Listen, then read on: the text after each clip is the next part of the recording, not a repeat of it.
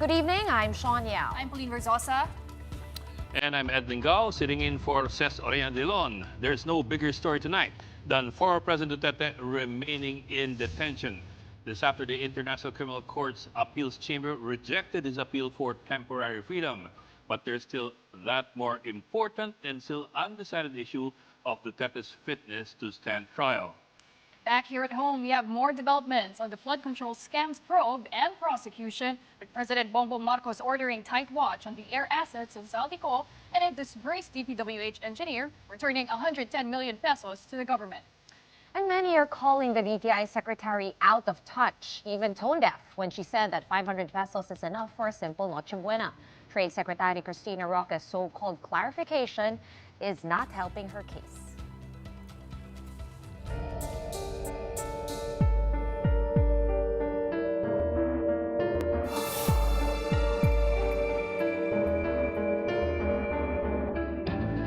Of course, the big story for tonight, Duterte stays in detention. For how much longer, we don't know, because there's still a review process that the defense can avail of. Right, 120 120 days. So that's every 4 months. Every 4 months pwedeng mag-appeal, di ba? Pero how does that work? And would you know if pwede ba nilang palitan yung grounds? Or can they add additional Well, info? it's an entirely different process altogether from what I understand from Attorney Gilbert Andres, whom we will have later.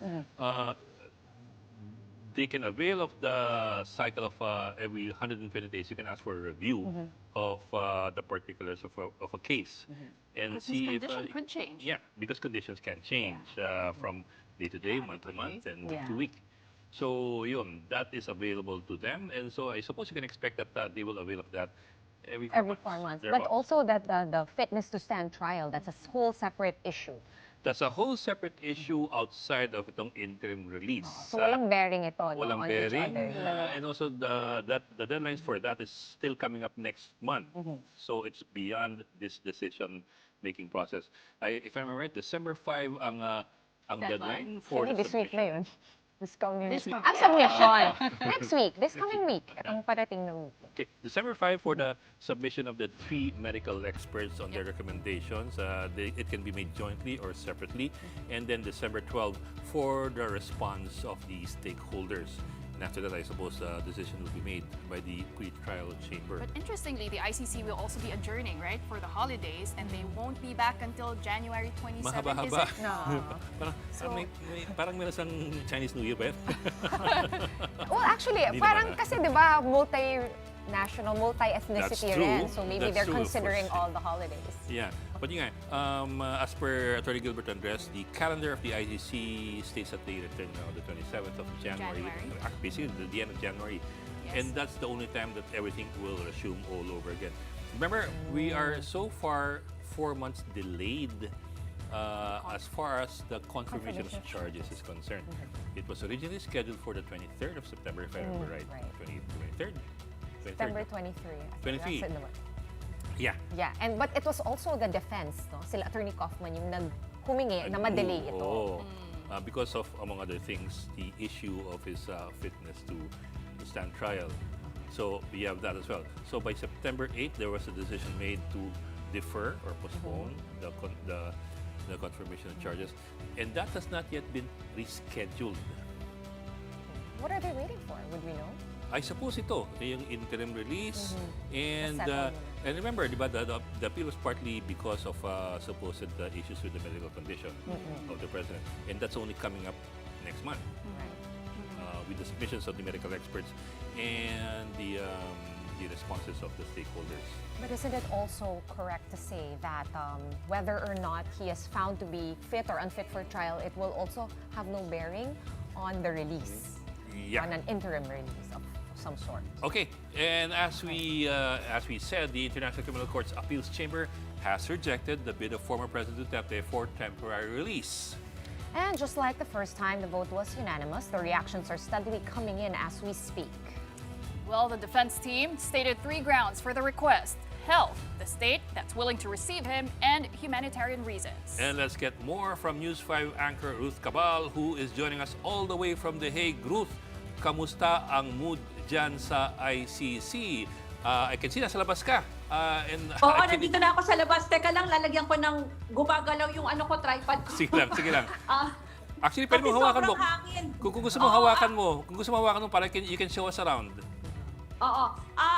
Naumalis na kasi yung mga nandito, bawal tayong mag-focus dun sa harapan ng Okay. ICC. Pero Okay. nandito tayo sa labas na ngayon, naglipit na yung mga supporters kanina. Pero siguro unahin ko na lang din kasi nagkaroon tayo ng pagkakataon na to talk to Congressman Omar Duterte, who was with us inside during the hearing.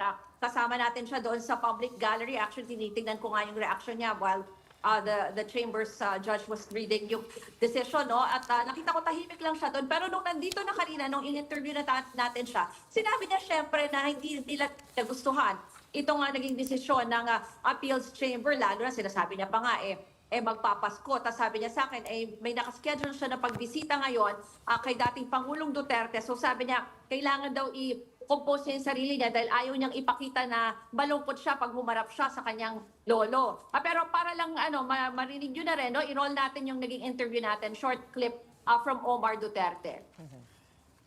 We rarely talk about the cases. We rarely talk about anything to do with his case here in the ICC. But if ever he brings it up, sabihin ko lang talaga na we will live to fight another day. Paano po ang Pasko ng Pamilya Duterte? We'll keep it as merry as possible. Itong si Omar is apo, di ba? Siya ba yung anak ni Pulong? Pulong. Congressman, yes, oo. Kanina kasi, di ba, when you first interviewed me, papasok pa lang ako doon sa court. And let me just share with you yung experience na nag-start na itong binasa yung decision 10:41, dapat 10:30 yung schedule. Nakahiwalay kami, nandun kami sa public gallery, nasa baba yung judges, of course, yung representative from the prosecutor's office, the office of the victims, and of course the defense, no? And then we were made to wear yung mga headset para marinig namin yung pagbasa ng ni Judge Luz del Ibanez Carranza. Siya yung nagbasa ng decision, and like what you mentioned in the headlines, so first they specified kung bakit umapila ang defense na dapat magkaroon ng interim release ang dating Pangulo. Siyempre, una dyan, yung sinasabi nila na because he was a travel risk, at sinabi nila na pwede pa siyang maka-influence doon sa mga magiging doon sa witnesses or even doon sa victims or sa families ng victims. And second grounds ay yung hindi daw kinonsider, nagkamali daw, sabi ng defense, nagkamali yung pre-trial chamber 1 in saying that it didn't consider na there were some states who would accept the former president, and also hindi nila tinignan, and also yung hindi rin daw, nagkamali din daw itong pre-trial chamber in failing to grant yung humanitarian or tignan yung humanitarian consideration. So in all three grounds were rejected by the appeals chamber. Kanina paulit-ulit na maririnig natin during the hearing na sinasabi na the defense failed to demonstrate that there was error. So inisa-isa nila yan, hindi daw na-establish halimbawa na hindi pwedeng na hindi flight risk si Duterte, kasi sinasabi nila may means, even may international contacts. Inulit yan kanina ng appeals chamber, even yung pagsabi na marami pa siyang contacts and meron siyang network of support. Yeah. Lalo na napakita rin yan because he was a former president and that he was also elected mayor again of Davao City. Yung pangalawang grounds na hindi daw pinansin, again, failed to demonstrate the error on the part of the pre-trial chamber 1 na hindi daw kinonsider yung pagtingin doon sa ibang states posible na mag-accept kay Pangulong Duterte. At isa pa, yung humanitarian consideration, sinabi rin ng appeals chamber na tinignan naman daw yan ng pre-trial court, pero hindi lang nabigyan ng paglilinaw na isa yan sa parang dapat pasihan kung bibigyan ng interim release. Para sabi nila, pwedeng, kunyari, for medical considerations, pero that's just one of the reasons. At again, di ba, meron pang isang pending na titignan ng medical experts itong dating Pangulo. So in all, naging malinaw naman yung sinabi ng appeals chamber na yun na nga, na mananatili in detention itong dating Pangulo. At yung based on what we asked from the experts also, ang sinasabi nila final na ito, na wala nang no more room for appeal. And by the way, si Attorney Harry Roque, who's also an ICC accredited, ay nandito pala kanina. So binanggit ko rin, tinanong ko rin siya about that, na sinabi ko ba ay final na ba yan, wala na ba yung appeal? Yun din naman ang sinagot ni Harry Roque na final na daw usually yung desisyon ng appeals chamber. Pero kanina, kung matatandaan nyo, binanggit din naman doon na pwedeng i-review. Halimbawa, there could be a review of the petition for interim release for 120 days or on certain period na i-ask daw ulit ng defense. Binanggit yan kanina ng appeals chamber. Ruth, speaking of Harry Roque, did he mention, natanong mo ba kung anong plano niya? Kasi diba, may December 10 deadline siya para umabot sa Austria, para doon siya mag-file ng asylum niya. Did he give you plans na parang since tapos na tong hearing, maybe he's going to go? Wala pa siyang, hindi namin napag-usapan kung tutuloy siya doon. But with regards to his other cases, halimbawa yung sinasabi na, tinanong ko kasi na, many people are saying you should go back to the country to face your case. What he said was, I am facing my cases and I am filing the necessary legal appeals or yung kung ano ba mga legal documents. At tinatanggi niya na tinatakasan niya yan. At wala na siyang binanggit kung anong mangyayari doon sa kanyang application for asylum. But again, dinenay niya rin na he was arrested. Yun yung sinasabi niya na hindi siya, yung itong nangyaring insidente na pinapapasok sa plate, sinasabi niya hindi siya inaresto. Pero pakinggan din muna natin, meron tayong part ng interview dun sa reaction ni Attorney Harry Roque. So malungkot itong pangyayaring ito dahil unang-una, yung desisyon nila na pwede pa raw tumakas at pwede paghimasukan ni Tatay Digong ang prosecution nakabase sa ebidensya. Anong ebidensya? News reports. Sa Pilipinas, no yan. Hearsay yan, no? So hindi ko maintindihan bakit ganyan, no? At siyempre, masakit pakinggan bilang isang abogado na baliwala yung humanitarian plea, no? Hindi dapat gano'n.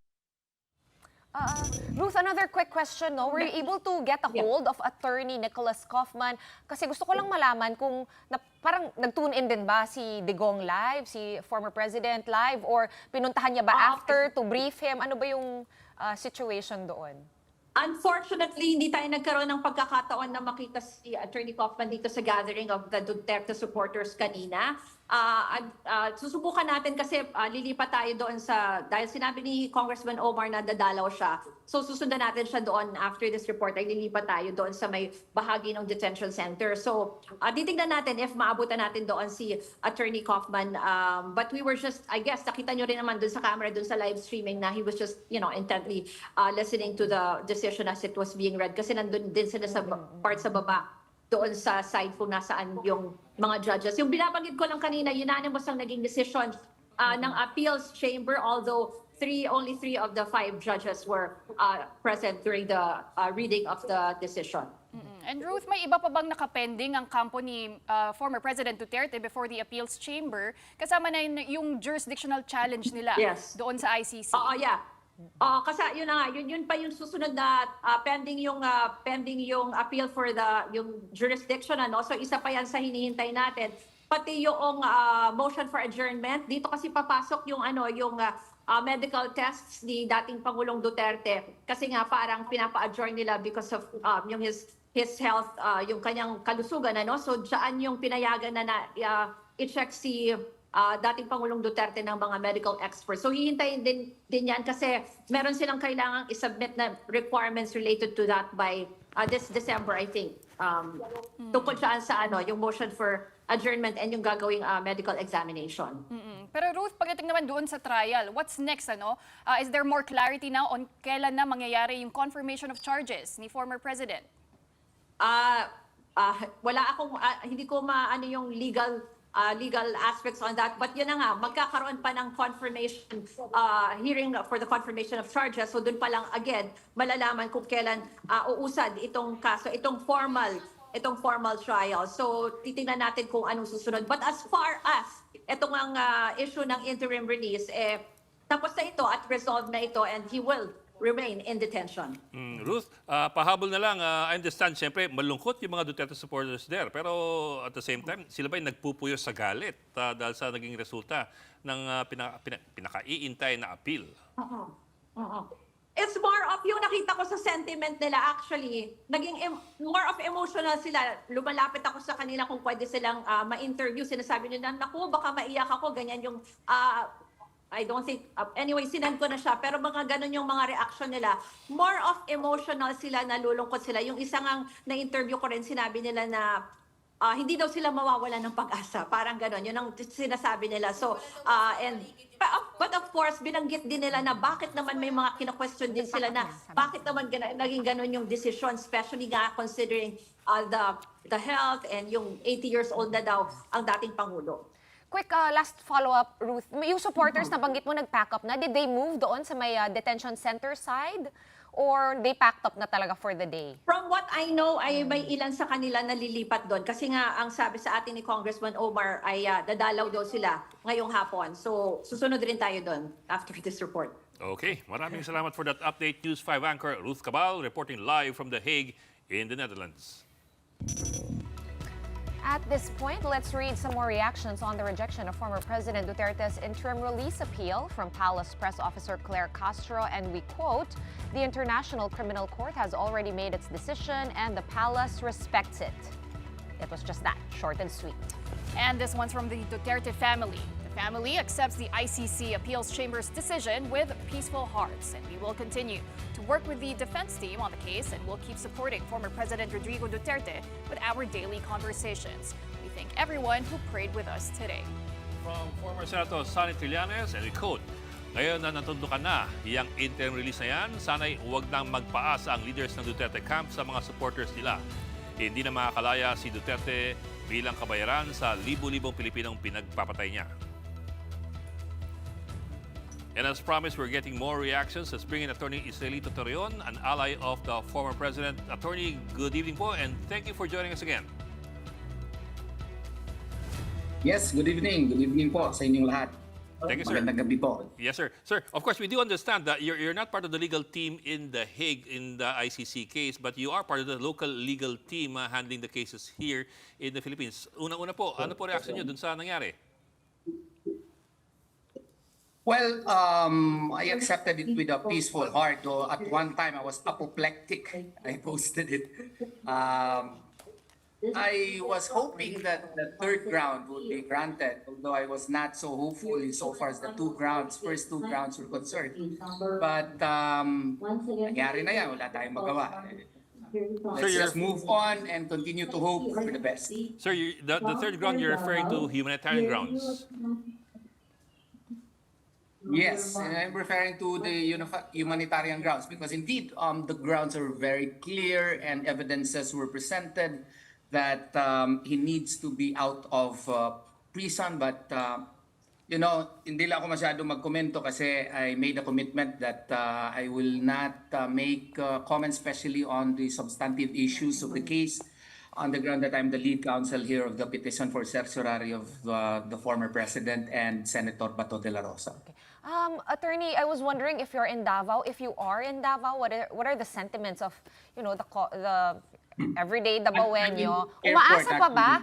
Umaasa pa ba yung mga Davaoenyo na mapapakawalan, may chance na mag-grant yung interim release, or parang they kind of, lost hope na? Well, actually, we are hoping against hope, no? People in Davao City are hopeful that somehow a miracle would happen and the ICC would ultimately, find the necessary ground in order for the former president to be released. And we are prayerful likewise na merong milagro mangyayari. Attorney, so you have also the appeals chamber saying they really used media reports and open source information from the Philippines in considering this whole request. How significant now, in your opinion, are the coverage of media here in the Philippines? Yeah, that's why I'm very careful also with my comments, knowing that I was the lead counsel of the petition for certiorari. The the very first petition that was filed questioning the arrest and questioning the continued cooperation of the Philippine government with the ICC. And that is why if you notice, I never comment, especially on the substantive matters affecting the ICC proceedings, simply because of the fact that any comments that I may do, just like what was done by Vice President Sara Duterte, yung isang honest comment niya naging portion na dung sa isang decision po ng pre-trial chamber. So I do not want to be accused that I make unnecessary comments here in the Philippines, which might harm the case of the former president in the ICC.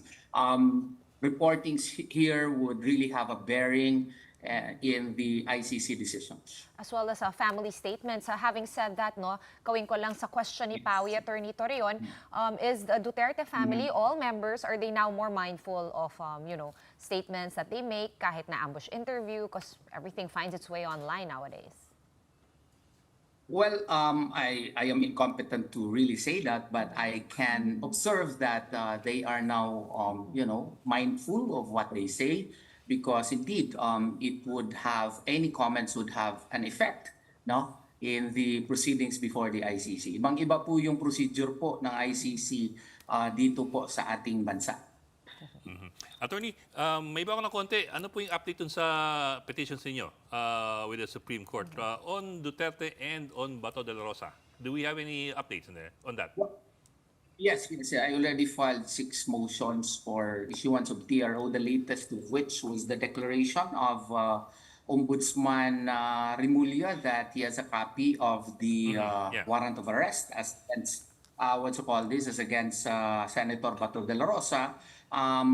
He declared that 4 times, and the latest of which was the affirmation on the part of his brother, the DILG secretary, that indeed he saw a signed digital copy, and that was one of the grounds that I used why there is now clear and urgent necessity on the part of the Supreme Court to act on my prayer for TRO, because this is an evidence that if such would be implemented here, that would constitute a continued cooperation with the ICC. And since that is the main matter which we questioned, knowing that we are no longer a party to the Rome Statute, then there are enough grounds for the Supreme Court to act. And the second ground was the processing of witnesses that may be presented before the ICC by the DOJ, and this processing of witnesses would constitute continued cooperation and therefore within the subject matter of the petition that we filed before the ICC. The other motion was the motion for production, which mainstream media has highlighted instead of the main motion that was denied. But I already filed a most respectful motion for reconsideration, citing among others that there is a duty, responsibility on the part of Ombudsman Remulla to produce the alleged warrant of arrest in whatever form or character, knowing that it has a direct bearing on the subject matter of our petition. Because if such exists, then he should be made to answer who provided it to him, when was it provided, and what was the authority of the person who provided it to him. No, because these matters are supposedly confidential. And we feel that he, being an officer of the court, he is still a lawyer, and the ombudsman at that, then the Supreme Court should make a ruling on the matter. Sir, are you still in touch with Senator Bato de la Rosa? Kasi a couple of days ago, I understand, Senate President Tito Soto was asked about de la Rosa's case, and he said na, well, si Senator Bato should participate pa rin because he is not on official leave anyway. What is your response to that? Well, knowing na medyo sabog kasi yung messaging ng gobyerno, hindi talaga natin alam kung may warrant of arrest na o hindi. 2 high officials na po ang nagsasabi na meron. Tapos yung DOJ naman, sabi wala, yung DFA wala. So we also would like to be clarified as to what procedure would be applied if indeed there is a warrant of arrest. Would it be extradition rules or would it be surrender? And I have heard the opinions of our legal luminaries that it would be surrender simply because of the fact that the ICC is not a state pursuant to Rule 1, Section 3M, so therefore extradition rules would apply. I have a counter opinion on it that the extradition rules were precisely issued in order to govern issues like this, but then even if we concede it under surrender rules, we do not have clear implementing rules and regulations on the matter. If you read Article 59, even the competent judicial authority has not been defined under Philippine dispensation. Shall we conduct pre-trial? Shall we conduct preliminary conference? That has not been defined. If you also read Article 59, the proper process as to how you would effectuate surrender has not also been defined. So it is premature, therefore, to implement surrender without passing through our local courts, and the procedure as to what will be done by the courts, what proper petition should be filed, should be clarified and should be in written form before we implement such. And in the meantime that the IRR is not issued by the government, whatever branch it is needed to issue the same, then Senator Bato has reasons not to make himself available as of moment. Right, Attorney, your last interview with us just days ago, that's exactly what you said. You're waiting for some sort of IRR on that surrender provision. But my question is it really meant to have an IRR? Or is it meant to be a case-to-case basis? That's why they just left it? Or na-overlook lang yung paggagawa ng IRR? I think now they are realizing it because I have information that the DILG is somehow crafting one. And I know that for a fact because I also have friends there. And they are trying to craft what they call as a IRR, which would comply with the requirements on due process. And that is a very good development because indeed, no Filipino should just be dragged right away just because there is an alleged warrant of arrest from a foreign court and brought to a foreign court without passing through our local courts.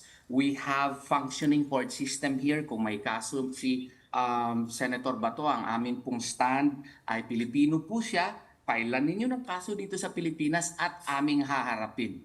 Kung argument ninyo ay Article 127, mag-apply pa, may jurisdiction pa yung ICC dito, even if kini-question namin yan, at the very least, the provisions on Article 59 should be applied. Kasi kung basahin mo, pati nga Article 89 on surrender, kailangan po applicable local law ang mag-apply doon po sa surrender. So kung even under the Rome Statute, yung applicable local law ang dapat mag-apply on surrender, then dapat klaro yung rules natin dito. Yun po ang aking humble stand. Yes. Attorney, just going back to President Duterte at the ICC, sabi po ng appeals chamber that the medical records of Mr. Duterte weren't enough to justify humanitarian grounds, but we are still waiting for the medical evaluation, which will come out, the results of that evaluation, which will come out on December 5. But just to give us a clear idea, Attorney, ano po ba talaga yung kalagayan ni President Duterte ngayon? Do we have a clear picture on what his medical condition is right now?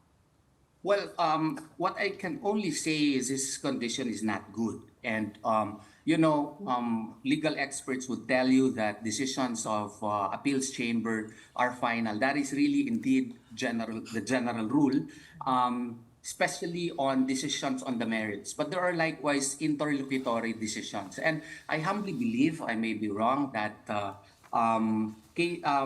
interim release decisions or orders are interlocutory decisions. If there are supervening events that would arise necessitating the filing of another motion for interim release, that can be done. So therefore, even if as a general rule a motion for reconsideration is not allowed, in this case, it may be allowed under limited circumstances, simply because the health of a person may vary from one time to another time.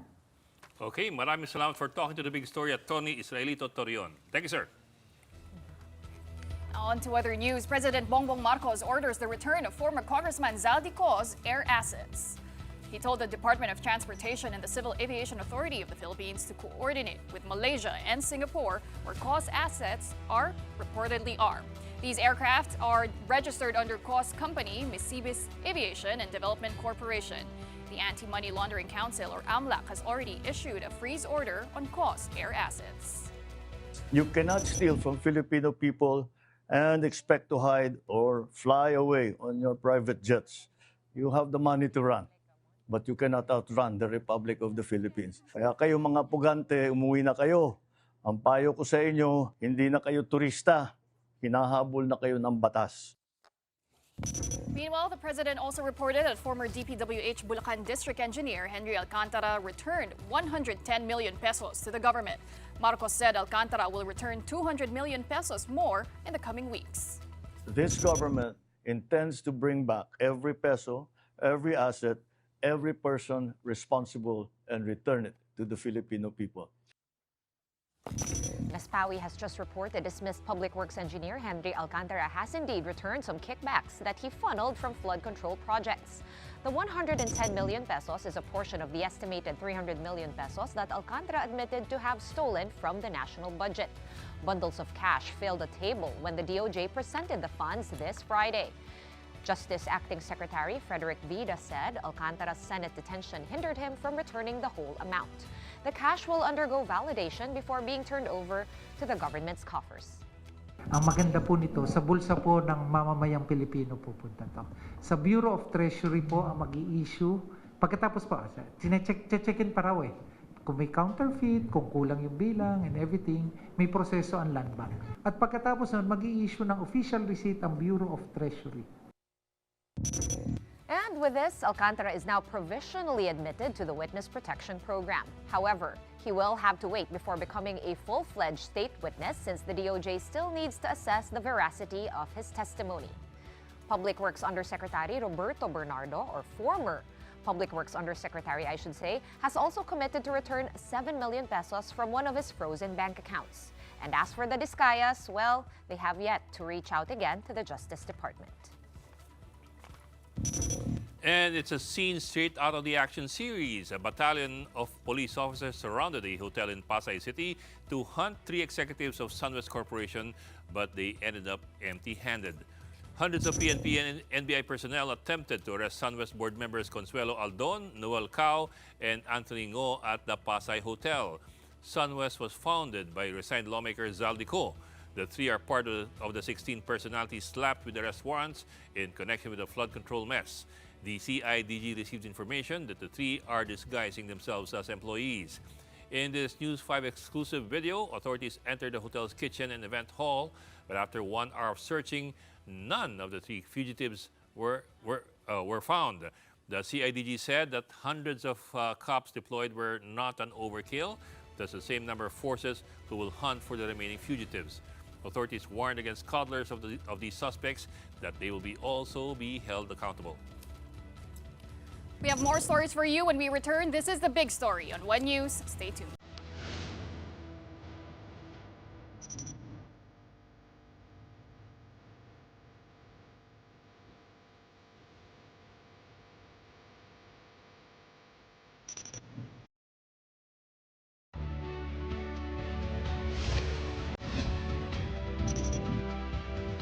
Welcome back. We circle back to our top story tonight. Former President Duterte's plea for an interim release denied by the International Criminal Court. And sharing his insights is ICC accredited lawyer Attorney Gilbert Andres. Sir, magandang gabi and welcome back to The Big Story. Magandang gabi, Pauline, Shawn, at Ed. It's a great evening. I can tell, sir.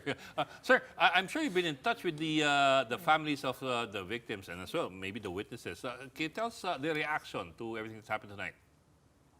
And they're really very happy. For them, this answered prayer. Papasalamat ko talaga sila. Kasi yung mga messages, lang magdasal. And indeed, answered prayer to it for the families of the war and drug victims. Mm-hmm. And what do you think happens next from this point on? I mean, we've been talking and reporting, Attorney Gilbert, about yung mga dates, no? December 5, wala pang confirmation of charges hearing. But in your opinion, what could possibly be the scenarios or the next scenarios that will play out? Sean, so ibig sabihin, ang next na naman, determination, ang fitness to stand trial. So yan na naman yung magiging focus, And hopefully, it can be decided not this year, early next year, And sana nga ma-schedule na ay confirmation of charges. And attorney, when it comes to the rejection of the appeals chamber, as you mentioned previously, victims were really hoping na made-deny, no? But did you expect that all grounds would be denied and that this would be a unanimous decision? Oh, Pauline, I actually expected that all of the grounds would be denied and this will be unanimous. Why? Because in fact, it confirmed that the decision of the pretrial chamber was really based on the facts and on the law. So actually, we expected this. Well, sir, we do have several pa na mga pending appeals, as you mentioned a while ago in Storycon. Among them, I think yung jurisdictional challenge and of course yung fitness to stand trial. Do these have to be resolved before we move on to the question of the confirmation of charges, or pwede nang mangyaring confirmation of charges even before these are resolved? Is it kailangan you have to tick the boxes first before you move on to that? Okay, let's look at the fitness to stand trial. It has to be decided before any scheduling of a confirmation of charges. Okay. Because in fact, the September 23 initial schedule for confirmation of charges was adjourned, was actually rescheduled because of the motion for determination of fitness to stand trial. So next, as to the jurisdictional challenge on appeal, my position is, since there's already a pretrial chamber decision, it's subsisting, okay? And it's before the appeals chamber, but even without the decision of the appeals chamber, I think there can be a confirmation of charges even for the decision on appeal. Okay, with regard to that fitness to stand trial, if, for example, hypothetically, the former President Duterte is found to be not fit, what are we hoping, or what is the defense hoping to get out of that?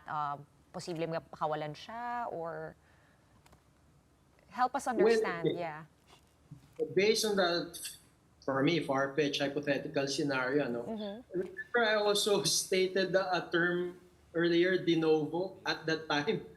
Maybe hypothetically that person is not fit to stand trial, but maybe hypothetically that person can become fit to stand trial. So it's also a contextual determination which the pretrial chamber is well equipped to actually do.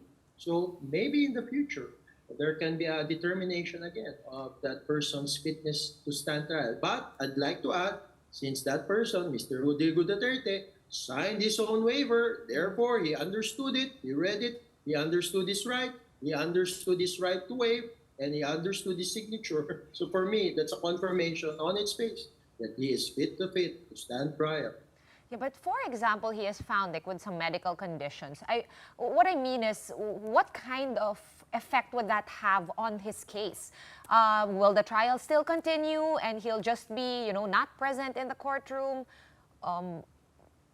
What are the rules that, what happens?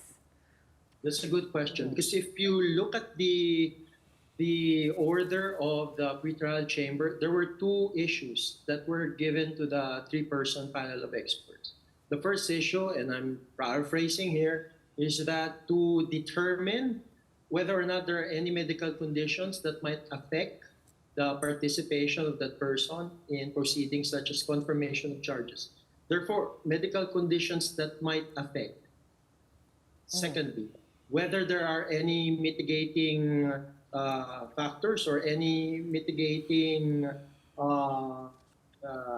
exercises that can be adopted so as to make that person participate in proceedings. So if you look at these two questions as phrased, it actually gives an avenue for the two-person panel of experts to actually give their recommendations as to how to mitigate those medical conditions so that the person, Mr. Rodrigo Duterte, can still participate in the confirmation of charges. So you can see there that the determination of fitness to stand trial is not up to the three-person panel. It's ultimately up to the pretrial chamber because that's a legal phrase, not a medical phrase. And attorney, under Rule 118 of the ICC, so the defense can request after 120 days, to review this interim release. But when exactly does that 120-day countdown begin, and what would classify under a changed circumstance when it comes to the medical condition of the president? Okay, actually, Paulina, the question on Rule 118, it refers to the interim release decision, which is not part of the fitness to stand trial. So my reading of Article 118 is that it's the pretrial chamber which will determine it. So, kailan ba? Sige, let's say ngayon yung 120 days, 4 months. Kailan ba yun? November, December, July, February, March. Maybe there can be a motion or a pleading that can be filed. But it also goes both ways. Kung nakatigan nga yung appeal, this can also be resorted to by the prosecution. So it works both ways. Kasi yun nga, there's a need to determine de novo, as of the moment, yung with respect to interim release. So this is just a checking mechanism on the part of the pretrial chamber. But as to fitness to stand trial, Rule 118 does not deal with fitness to stand trial. Sir, let me see if I got this right. Are you saying then that even if Duterte is found to be unfit to stand trial, that's not necessarily going to result in his release? Kasi, because the principle of de novo, at this particular time, it could change tomorrow or the day after, and so on the line. I asked it kasi I also understand that there were some cases, I don't know if it's the ICC or the other tribunals that are international, also based in The Hague, where some accused were found to be unfit to stand for trial, but they remain in detention. Ibig sabihin, hindi ka lang maaring litisin, pero hindi ka rin pwedeng basta-basta pakawalan. I think that was the situation in one of the ad hoc tribunals. Kasi Yes, sir. remember, this is an international tribunal. Yung ad hoc tribunal, I don't, can't remember if it's ICTY or ICTR. Pero kung i-release kasi, it should be released to a state who's willing to accept that person. Kung wala pa pong person who's willing to accept, wala pa pong state who's willing to accept that person, so hindi po ma-release yung person na yun. Kaya doon po sa context na yan, pumirmi pa po siya doon sa detention center ng ad hoc tribunal na yan. Now, with respect to the ICC, it has all the facilities available in the world, the best in the world. So actually, it should not be a problem. And also, I'd like to also add that the determination by the expert panel, it's very limited. That's why, in fact, I really also expect that there will be a confirmation of charges based on that very limited, very precise formulation of the issues. I wanted to clarify. Sorry, Sige, follow go up ahead, on go that. ahead. Sir, but can I rephrase lang that question? If you're found to be unfit to stand trial, does that automatically mean that you need to be released, or not necessarily? Not necessarily, because that person has to be accepted by a state who's willing to accept him or her. So hindi siya automatic in my legal opinion. Kasi yun nga, kailangan pang ma-determine kung sino pang willing mag-accept sa kanya. Yes, sir. Pero sir, labas sir yung ibang estado. For example, kung kunwari may tatanggap sa kanya na estado, does that mean na pag unfit ka to stand trial at may tatanggap sa'yo, automatic na yon na ikaw ay papakawalan? Or mas malaki yung chances na parang may... Kasi I think what we're trying to get at, attorney, is ano ba yung point ng pagpa-file nito, di ba? Kung wala siyang, kumbaga, kung mas positive na outcome for the defense. Right? Parang ganon. We're looking for that. What kind of positive outcome could they be looking for? Is it a possible release? Is it... What are they angling for? Yeah. Well, that has been intimated from the start that they'll file for a application for interim release. In fact, from the start, the first week ng arrest ni Mr. Duterte, already manifested that we will strongly oppose this. Sabi ko yan.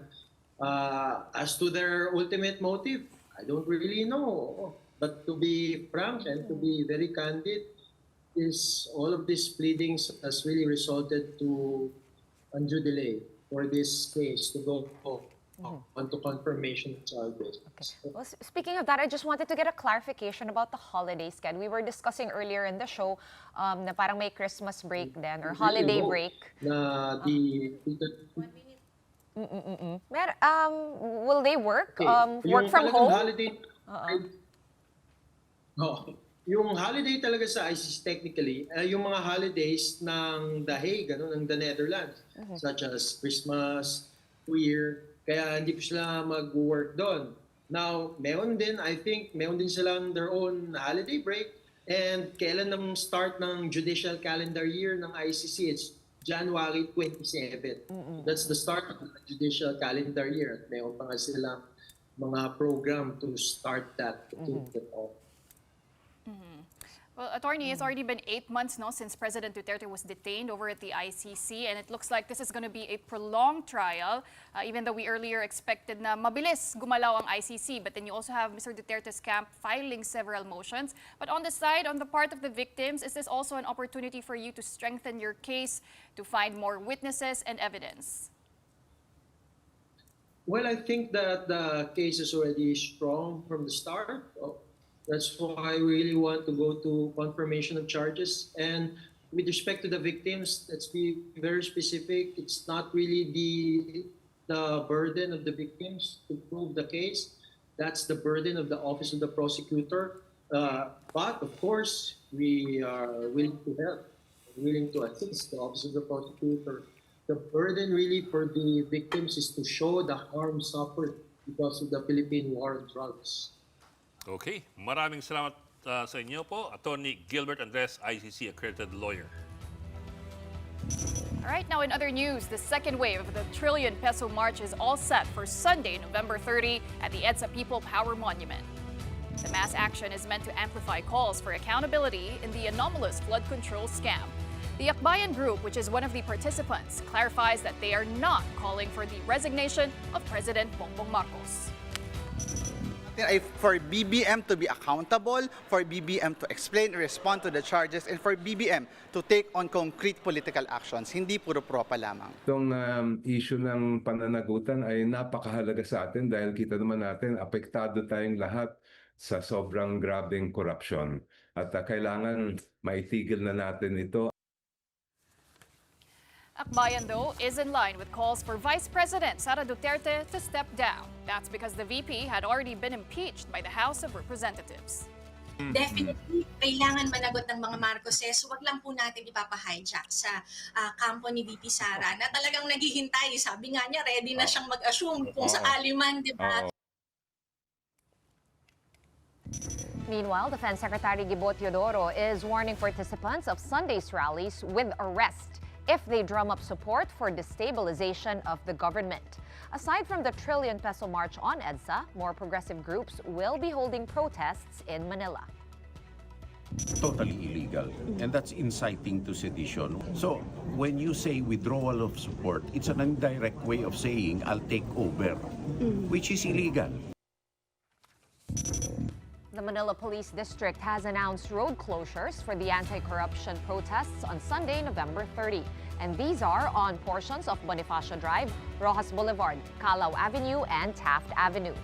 Likewise closed off are the stretch of Recto Street and Mendiola near Malacanang, Jones to MacArthur Bridge, and the Ayala Bridge. And moving on, the Trade Department is under fire for standing pat on its statement that 500 pesos is enough for a simple Noche Buena. The DTI explains that prices of Noche Buena items this year have not increased from last year, at least according to the agency's price ceilings.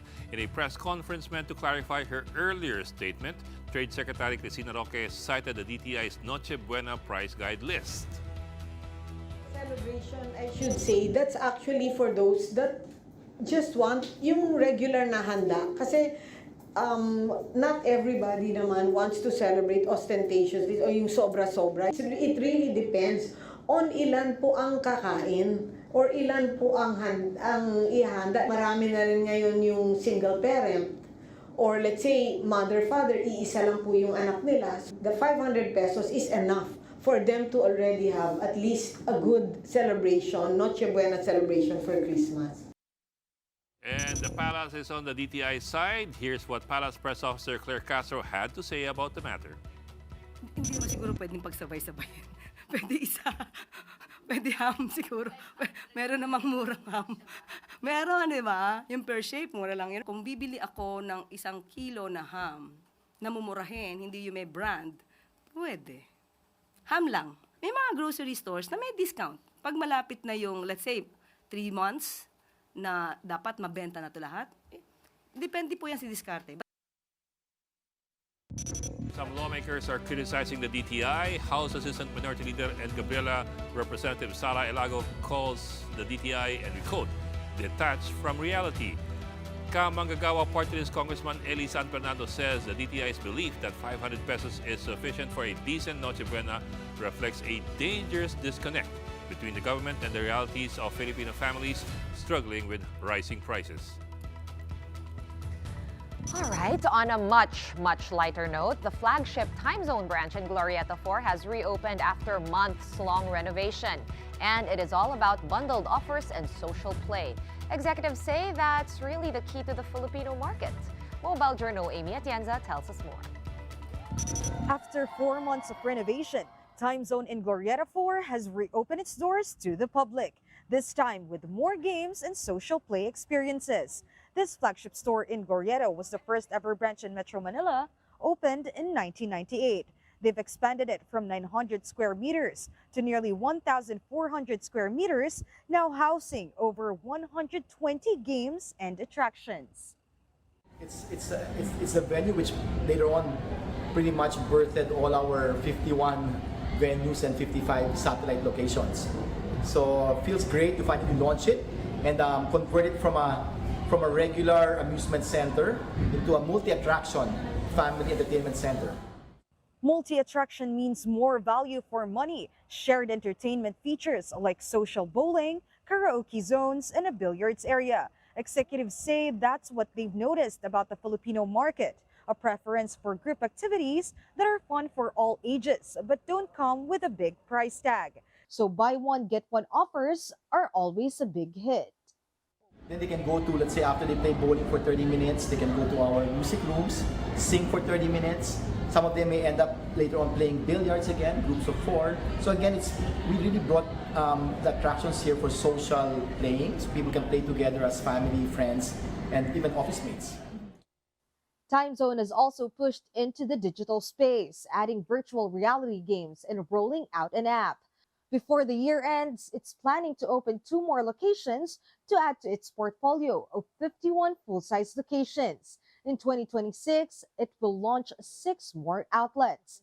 The company says it's also scaling up its party business, which is a key part of their multi-attraction format strategy. Since the pandemic, since we reopened in 2022, we almost doubled the revenue. So that's proof that the multi-attraction format is working for us. And as we open more of these, we're confident that we will get more customers and guests to come to our venues. Kapatid Amy Atienza, PR1 News. And finally, our big picture tonight and for this week, it's the Bangko Sentral ng Pilipinas releasing the Pista sa Pilipinas 100 Peso Philippine Festival's Commemorative Silver Coin Series. The BSP also introduced the 10 peso ASEAN coin. The 100 peso coin features some prominent festivals to celebrate the country's rich cultural heritage. And the 10 peso ASEAN coin, on the other hand, is meant to foster greater interest as the Philippines takes the role of ASEAN chair in 2026. BSP Governor Eli Remolona Jr. and other officials presented the special coins to President Bongbong Marcos last Wednesday. I panicked for a while there. I thought they were gonna turn the 100 peso bill na into a coin. Inflation na talaga Sobrang yun. inflation. Okay. Naisip ba kung binalik ni Henry Alcantara na 110 million tigis sa 10 piso? Na coin? Oh my gosh. Di ba nagka-issue pa yan? Actually, may value yun, di ba? Kasi bakal yun eh. Remember, we were losing our coins at some point, and the BSP were looking for all the 25 centavo coins. So each coin, I saw this in the internet. Each 100 peso coin has a legal tender denomination of 100 pesos. 100 peso coin? But if you buy it, it's 5,000 pesos because it's a May 100 commemorative. peso coin? Ah, okay, The okay. 100 peso coin. The 100 peso coin, if you buy it, is 5,000 Yeah. pesos. You can use it and it will be worth 100, but would you trade your 5,000 pesos for No, I was saying we 100 were pesos? even like just talking about the 500 peso Noche Buena and how much of a stretch that is. Oh, hindi ko alam anong ham ba yung pasok sa 500 pesos fiesta ham, ah. Baka sliced ham. Okay, but that's it for the big story this week. Thank you so much for watching. We'll see you next month. That is on Monday, December 1. We're on at 7:30 p.m. as usual. Kapatid, we are one news, all sides, all the time. Happy weekend.